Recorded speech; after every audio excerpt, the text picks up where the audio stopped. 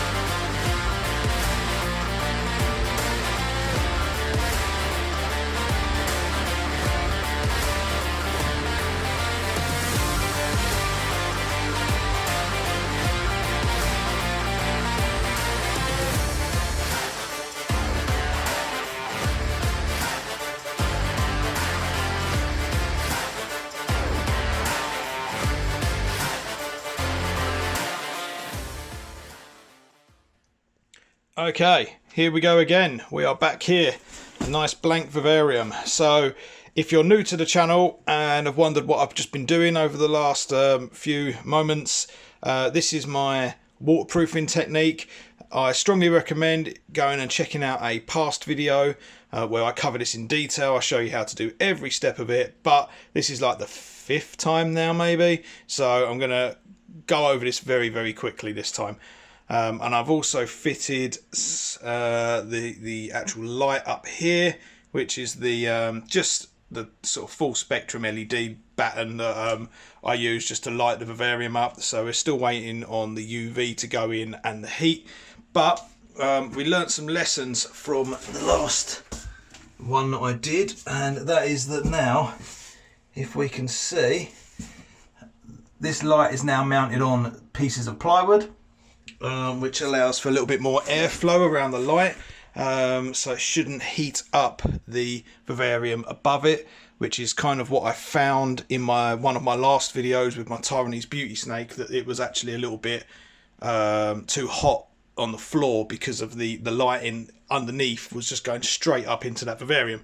So I'm going to make a little bit of an airflow thing, and that also works as well for heat. So what I've done is I've cut a piece of plywood and I've stained it, and this is going to fit between the rafters up there but on the other end, and then on this mounts the heat lamp and also the heat guard. So what is this video going to be mostly about, if I've already done this really quick? This video is going to feature a cool rock background. So I've done that in a couple of my older vivariums, but I've never filmed it because I was still sort of playing around with the techniques, and also filming stuff for YouTube was I wasn't doing it too much back then. So we've got a nice big 6 foot wide by 3 foot tall background to make, and I'm going to make kind of like a ledge on the cool side and on the hot side, big enough for the 6 foot long False Water Cobra. So we're going to focus the video mainly on this rock. I'm going to talk you through every step and how I do it. So actually we might as well get cracking on the rock, mightn't we?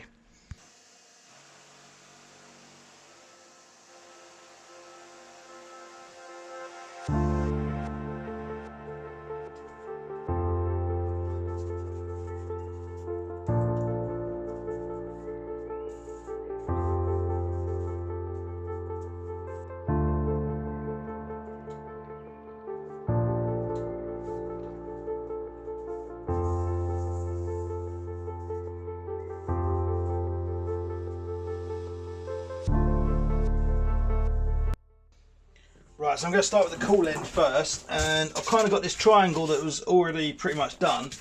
So I think I'm going to probably have that around there. And obviously I want to be a bit careful of this vent here, so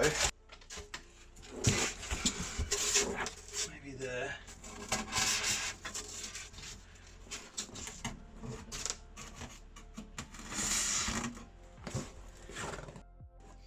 Okay, so what I've done is I've cut 3 strips of polystyrene. I'm going to glue these together, pin them together with kebab skewers, and then I'm going to mount them underneath there, so they support the rock, they support the flat bit there. That gives me an angle that I can carve, as well as obviously if I need to I can fill some of this area up with expanding foam as well. But what I'm going to do is kind of keep to the top when I glue it all together, so I know that I can cut a bit of an angle into that. So that's my plan. So let's get that done, see how he looks. Obviously that's the time to run out of silicone.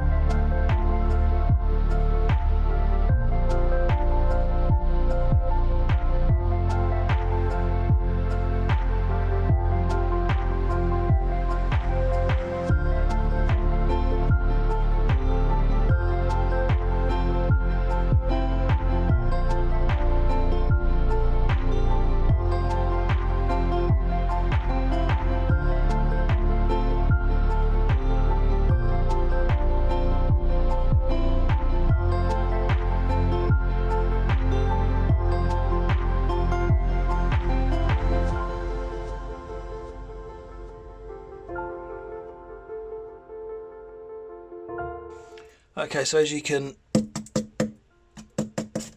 see, the polystyrene's a little bit harder. Kind of got a few more dips and bits just to uneven the surface a little bit more.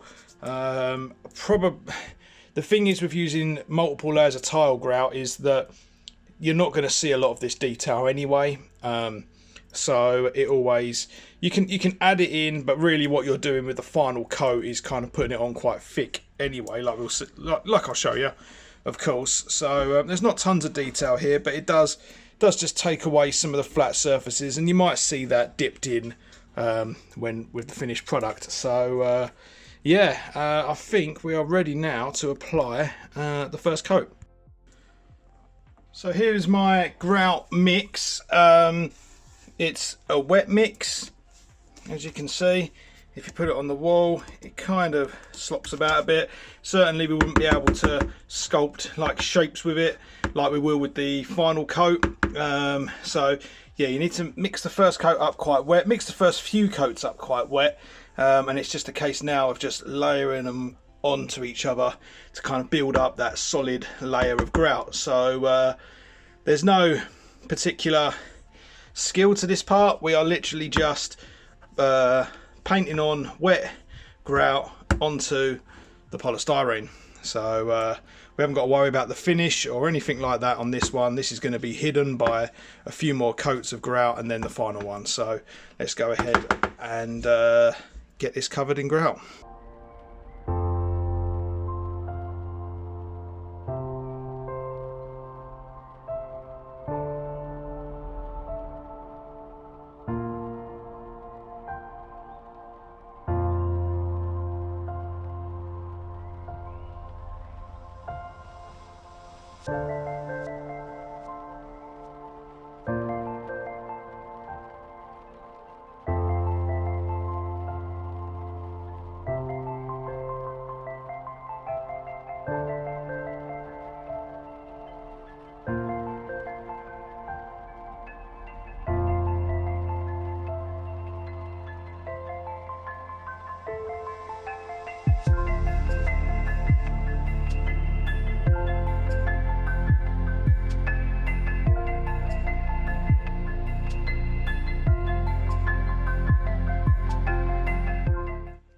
Okay, so that is coat number 1 done.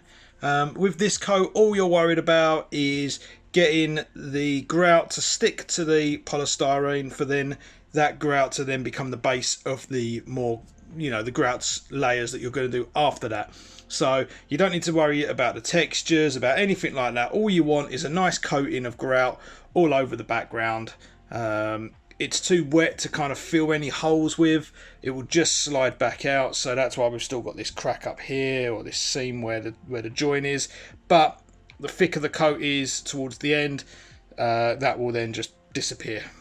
So we haven't got to worry about that. All we're doing here is putting like almost like an undercoat on. So because it's grey, you kind of get like a clue as to how it's going to look. And I'm quite happy with it. It's going to be interesting to see what happens as I put the thicker coats on. But yeah, so that's where we are with that. Now what we need to do is wait for this to dry, and then just hit it with a few more coats. Okay, confession time. It's been weeks since I touched this. I don't know what it is about this one. I just wasn't in love with it. I even built a whole paludarium from start to scratch just to try and waste some time. But I'm in the mood for it today. I'm going to get it done. And where we are at currently is it's the final coat. It's not the simplest bit, but it's the last step with working with all the tile adhesive or the grout. So I'm going to mix up a massive bucket of tile adhesive. I'm going to make it nice and thick. I'll show you the consistency. I'm going to add a little bit of dark pigment into it because for some reason this has come out a little bit whiter than normal.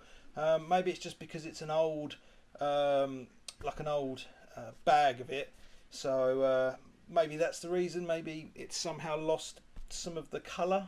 So I'm going to mix a little bit of black pigment in, and we're going to put it on, and I'll show you how we do it, and then we'll leave it to dry a little bit, and then we'll finish it off, and then we should have a background ready to just hit with some accent paint. So let's get cracking.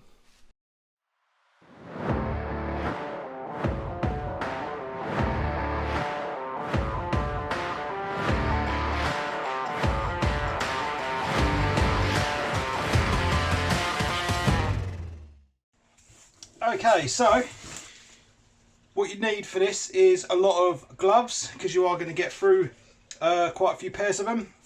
So make sure you've got some gloves to hand. And basically what I'm doing with this, because we've already put the wet coat down, we've got a nice base for this to stick to. But I'll show you, where's the camera?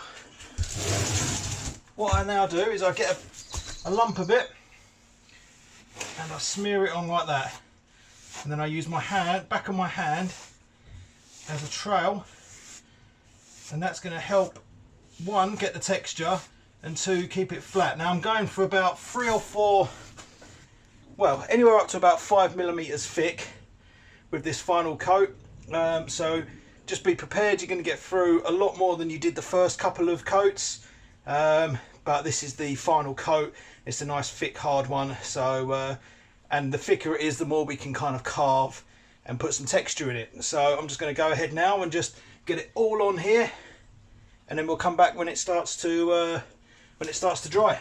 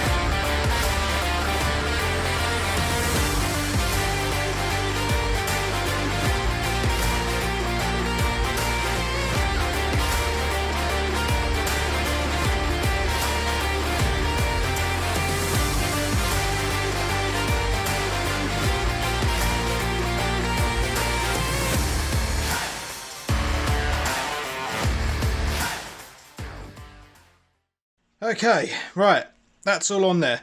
Now this might not look very big, but this is a 6 foot long by 3 foot tall background, and I really wouldn't recommend going any bigger than this in a single go, because it is a lot of work. But yeah, I don't know why I'm out of breath. But yeah, that's all done. So what we need to do now is wait maybe half an hour, maybe an hour. It all depends on the products you've used, the temperature, the humidity, how much water you put in it, all of that kind of stuff. But we'll keep checking back, maybe in about half an hour's time, and then we can start texturizing it and actually making it look a little bit more like rockwork. Okay, so now what I'm going to do, it's starting to dry off, and I'm just going to hit the some of the ledges and bits like that with my dry brush, just to get all the lumps and bumps off and try and help smooth it out. It'll also give me a bit of a feel as to if it's ready to really sort of go to town with the carving. Now it's a little bit wet still, even though that was one of the last ones I did, but we can start to get rid of some of the excess.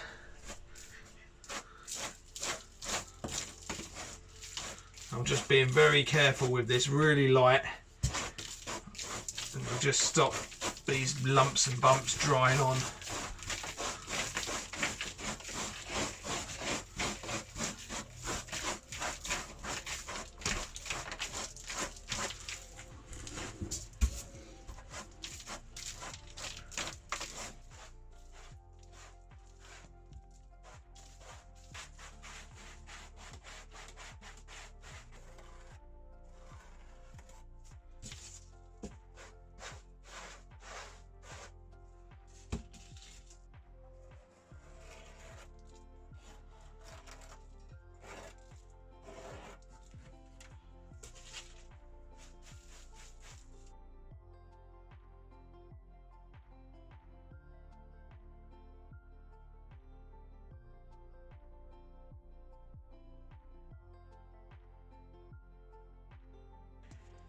Okay, so we are done with that for now.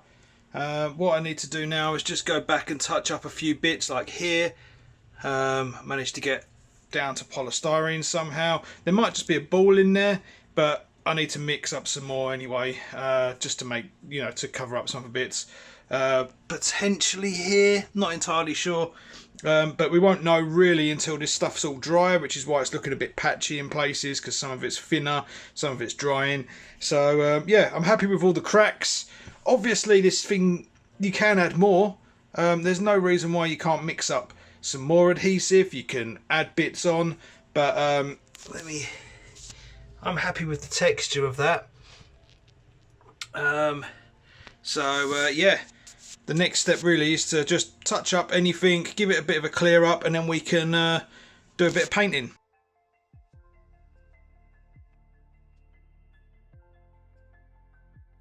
So what we're going to do first is just spray it with some water. Not a lot, just enough. So when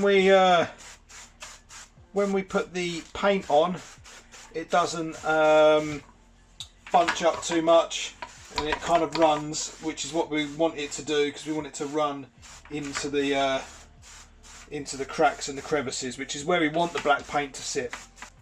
And then we're going to grab a cheap little water sprayer. You'll never be able to use this again for anything apart from rock work.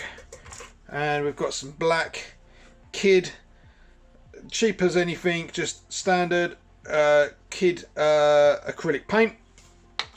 So I'm just going to pour a little bit into there. So there's a little bit of paint in the bottle.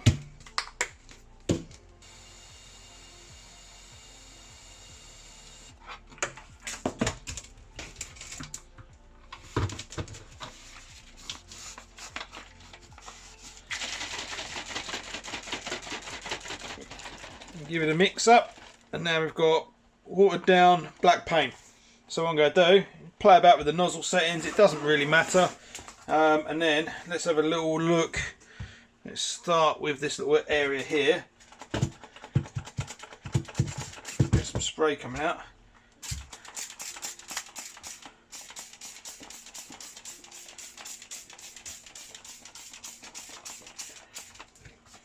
And we're just going to do that. Going to get a little bit thicker spray, a little bit more sort of centralised. There we go.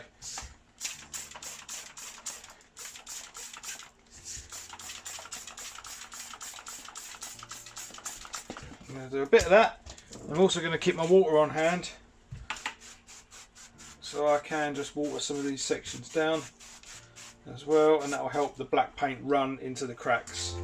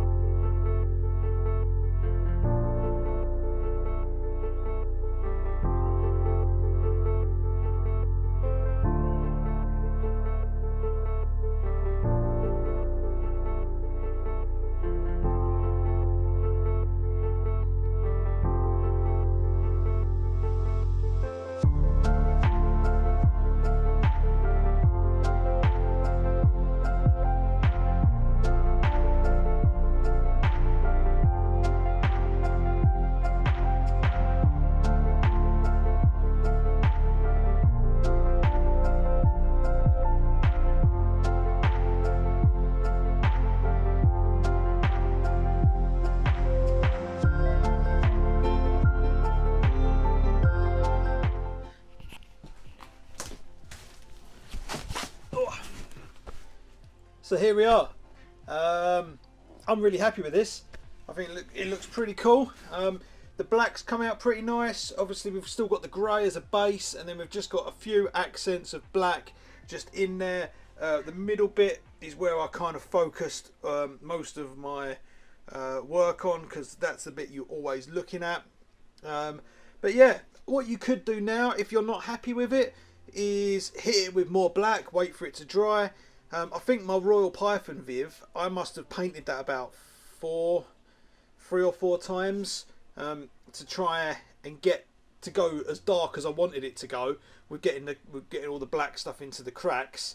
But with this, I'm happy with it. I know to mix my paint quite thick now. Back then I was mixing it a bit thinner with water. And yeah, overall I'm happy with it. What we're going to do now is the last step, and that is to seal the background. Low odour, toy safe, food safe. I can't see this doing any damage to the reptiles whatsoever. So what I'm going to do is just do one coat with this varnish, and we'll see it when it's dry.